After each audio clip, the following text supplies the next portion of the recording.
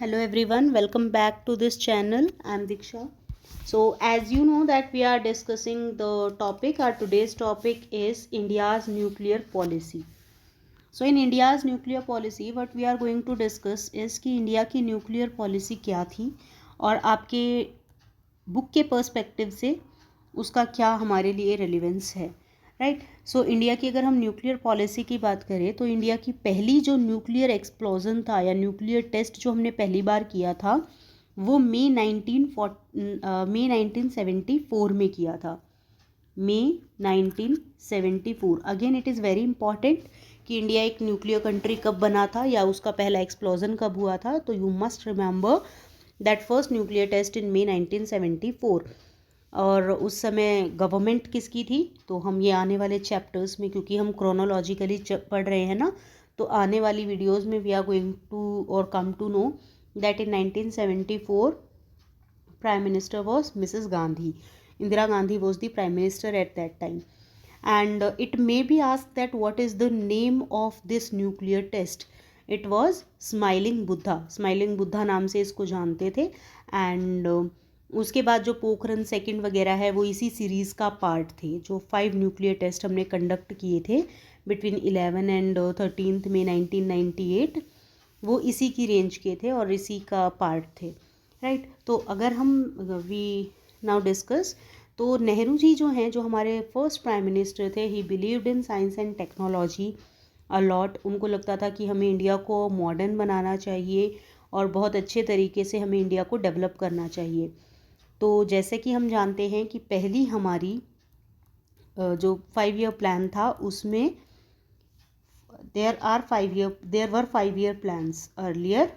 अभी उसको planning commission को हमने रिप्लेस कर दिया है नीति आयोग से। तो हर 5 साल के लिए प्लानिंग की जाती थी कंट्री के लिए कि आने वाले 5 साल में हम क्या चीज़ करेंगे, राइट। तो इस 5 ईयर प्लान में जो पहले 5 ईयर प्लान थे उस पर फोकस किया गया था एग्रीकल्चर पर, just after the independence of the country. जो हमारा सेकंड 5 ईयर प्लान था, उस 5 ईयर प्लान में हमने फोकस किया था इंडस्ट्रीज़ पर, और we can say industrialisation.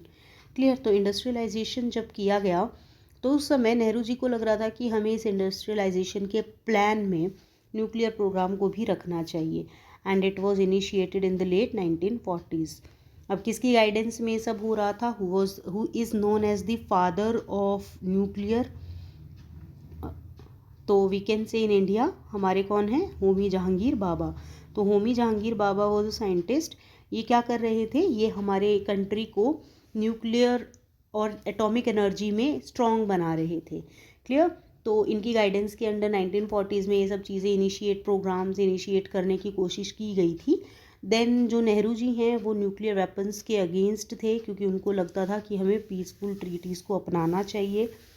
Then later on उन्होंने बहुत प्ली भी किया था हर किसी को, जो भी सुपर पावर्स हैं जैसे यूएस है, यूएसएसआर है, कि हमें न्यूक्लियर डिसआर्मामेंट कर देना चाहिए। न्यूक्लियर डिसआर्मामेंट का मतलब है कि आपको अपने जितने भी न्यूक्लियर्स हैं, न्यूक्लियर बम हैं, उन सबको आप तोड़ दें या उनको आप ख़त्म कर दें, राइट। तो न्यूक्लियर को डिसआर्म कर दें, basically it was the meaning.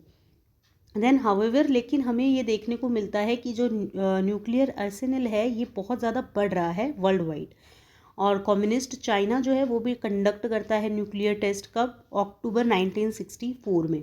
Now we have to remember कि अक्टूबर 1964 में चाइना न्यूक्लियर टेस्ट करता है, जिसकी वजह से, बिकॉज वो हमारी नेबर कंट्री है, प्लस हमारे उनके साथ जो रिलेशन थे उस समय। Now see the year 1964। 1962 में हमारा चाइना के साथ वॉर हुआ है, तो ऑब्वियस है कि वो एक थ्रेट है हमारे लिए अगर उसके पास न्यूक्लियर बॉम्ब है। तो there was the need, dire need at that time of India कि हमें भी न्यूक्लियर वेपन की तरफ से स्ट्रॉन्ग होना पड़ेगा या हमें न्यूक्लियर पावर बनने की ज़रूरत हुई। देन यहाँ पर जब 1964 में ये सब चल रहा है, देन 5 न्यूक्लियर वेपन पावर्स जैसे यूएसएसआर, यूके, फ्रांस, चाइना, ये सब भी काफ़ी अच्छे तरीके से अपने आप को न्यूक्लियर वेपन के फॉर्म में स्ट्रॉन्ग बना चुकी हैं। अगेन इंडिया को भी कहीं ना कहीं अब नीड लग रही है। अब ये सब क्या करते हैं, जो 5 परमानेंट मेंबर्स हैं यूएन सिक्योरिटी काउंसिल के, वो ट्राई करते हैं एक ट्रीटी इम्पोज करने की रेस्ट ऑफ द कंट्रीज़ पे या रेस्ट ऑफ द वर्ल्ड पे। उनको लगता है कि now we are nuclear power में हम स्ट्रॉन्ग हो गए हैं, न्यूक्लियर पावर हम बन गए हैं, तो रेस्ट ऑफ द कंट्री जो है, रेस्ट ऑफ द वर्ल्ड जो है, हम इसको ईजीली रोक सकते हैं। तो नॉन प्रोलिफरेंस ट्रीटी ये इंट्रोड्यूस करते हैं और उसको इम्पोज करने की कोशिश करते हैं पूरे विश्व पर, रेस्ट ऑफ द विश्व पर। और ये एनपीटी कब निकाली गई थी या कब इंट्रोड्यूस हुई थी? This is again very important. NPT was introduced in 1968। 1968 में एनपीटी को लागू किया जाता है, बट इंडिया यहाँ पर डिनाई कर देता है उसको साइन करने के लिए। क्यों रिफ्यूज़ल होता है? क्यों होता है? रीज़न बीइंग कि हमारी तरफ से बोला जाता है कि it is very discriminatory.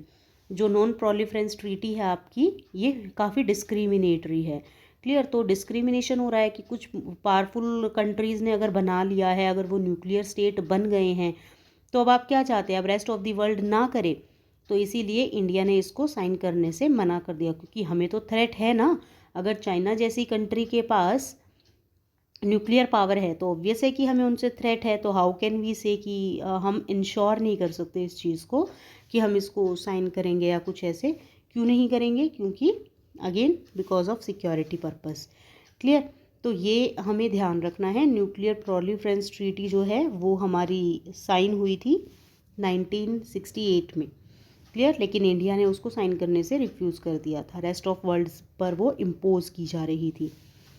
Then यहाँ पर बेसिकली यहाँ पर कोऑपरेशन की बात की गई थी कि हम न्यूक्लियर टेक्नोलॉजी को फर्दर नहीं स्प्रेड करेंगे या कुछ इस तरीके से इसमें बात कही गई थी एनपीटी में। I will discuss it separately. Then what actually happened कि इंडिया यहाँ पर रिफ्यूज़ कर देता है। तो ऑब्वियस है कि इंडिया को नीड तो है, तो अब इंडिया क्या कर रहा है? फर्स्ट न्यूक्लियर टेस्ट अपना करेगा और इसको बोलेगा पीसफुल एक्सप्लोजन।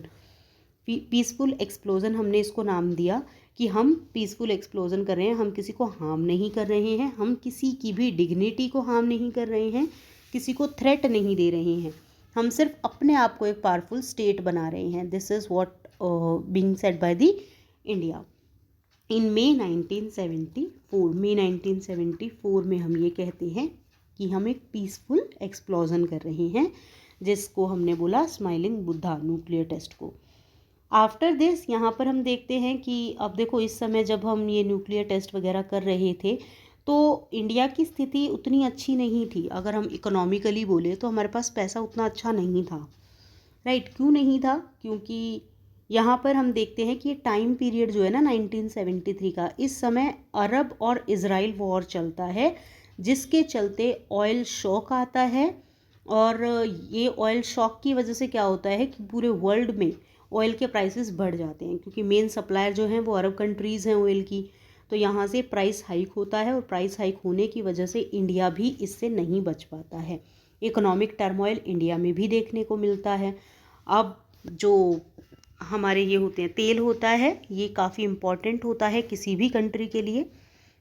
एंड यहाँ पर हम क्या देखते हैं कि हमारी इकोनॉमी पे इतना इफेक्ट पड़ता है कि हम देखते हैं कि हमारा इन्फ्लेशन आ जाता है या महंगाई बढ़ जाती है।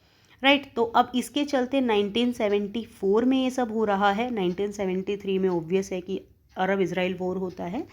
तो एक क्रिटिसिज्म भी चलता है इंडिया में ही क्रिटिक्स के थ्रू कि इंडिया इतने सारे इकोनॉमिकल क्राइसिस से जूझ रहा है, बट स्टिल हम देख रहे हैं कि यहाँ पर न्यूक्लियर टेस्ट कराए जा रहे हैं। तो जो न्यूक्लियर टेस्ट पर पैसा जा रहा है, इतना महंगा तेल होते हुए भी, तो हम उस न्यूक्लियर टेस्ट की जगह इस पैसे को इंडिया की डेवलपमेंट के में भी लगा सकते थे। राइट? इस तरीके के कुछ हमें देखने को मिलते हैं क्रिटिसिज्म। देन ऑल्दो ये बहुत सारे ऐसे डिफरेंसेस आते हैं, आइडियोलॉजिकल डिफरेंसेस आते हैं पूरी कंट्री में, अलग अलग आइडियोलॉजीज़ में, पॉलिटिकल पार्टीज़ में, कि कैसे हमें एक्सटर्नल रिलेशन को मेंटेन करना है। देन इंडियन पॉलिटिक्स जो है ये जनरली एक मार्क करती है कि हमें ब्रॉड एग्रीमेंट साइन करना होगा among the parties on national integration, कि हमें एक नेशनल इंटीग्रेशन, इंटरनेशनल बाउंड्रीज से अपने आप को बचाना है। और इस क्वेश्चन पे कि क्या चीज़ नेशनल इंटरेस्ट में है, मतलब जो नेशनल इंटरेस्ट में चीज़ें हैं उन पर एटलीस्ट पॉलिटिकली किसी चीज़ को ड्रैग ना किया जाए, उस पर पॉलिटिक्स ना की जाए। राइट? तो ये सब होता है। देन हम देखते हैं कि डिकेड आता है 1962 से 1971 तक, करीब 10 साल। यहाँ पर इंडिया मेजरली 3 वॉर देखता है। एज आई डिस्कस्ड कि 1962 में चाइना के साथ वॉर होता है, 1965 में पाकिस्तान के साथ होता है, देन 1971 में फिर से पाकिस्तान के साथ होता है। तो हमने ये वॉर देखे। Then when India face 3 wars और इवन लेटर, जब इंडिया इतने सारे वॉर देख रहा है और उसके बाद भी वॉर देख रहा है, तो यहाँ पर political parties time to time ये सोच रही हैं कि हमें foreign policies has played only a limited role in party politics. तो पार्टी पॉलिटिक्स में फॉरेन पॉलिसीज़ का एज सच हम ज़्यादा रोल नहीं देखते हैं, क्योंकि जो पार्टीज़ हैं ऑब्वियस है कि वो नेगोशिएशंस कर चुकी हैं एक दूसरे के साथ, या एक बहुत अच्छी ट्रीटी साइन कर चुकी हैं कि ठीक है हम एक दूसरे के साथ ना पीसफुल कोऑपरेशन करेंगे, एक दूसरे का साथ देंगे। जहाँ पर हमारी कंट्री की बात आएगी वहाँ पर हम डर्टी पॉलिटिक्स एटलीस्ट नहीं ट्राई करेंगे, कोशिश नहीं करेंगे।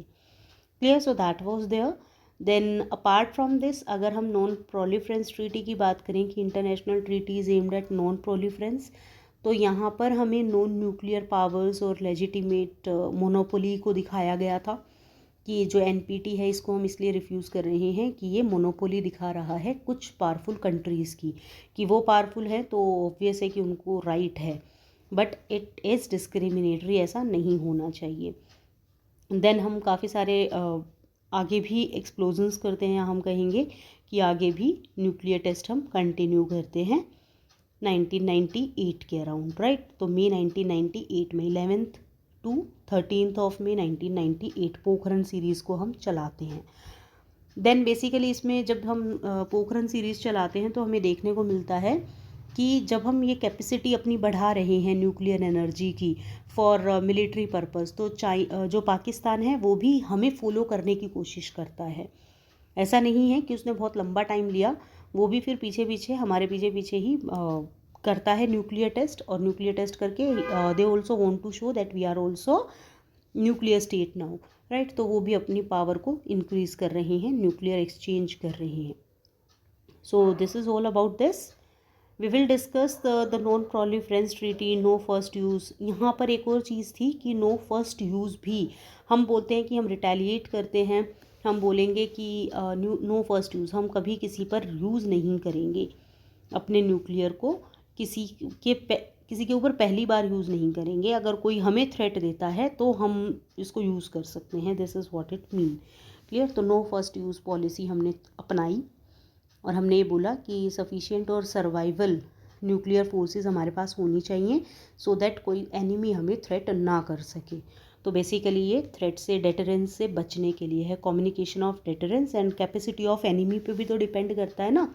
ऑब्वियस है कि अगर किसी को लगेगा कि इंडिया इज़ वल्नरेबल और इंडिया के पास न्यूक्लियर वेपन्स तो है नहीं, हमारे पास न्यूक्लियर वेपन है, तो हम उनको न्यूक्लियर वेपन दिखा के डरा सकते हैं।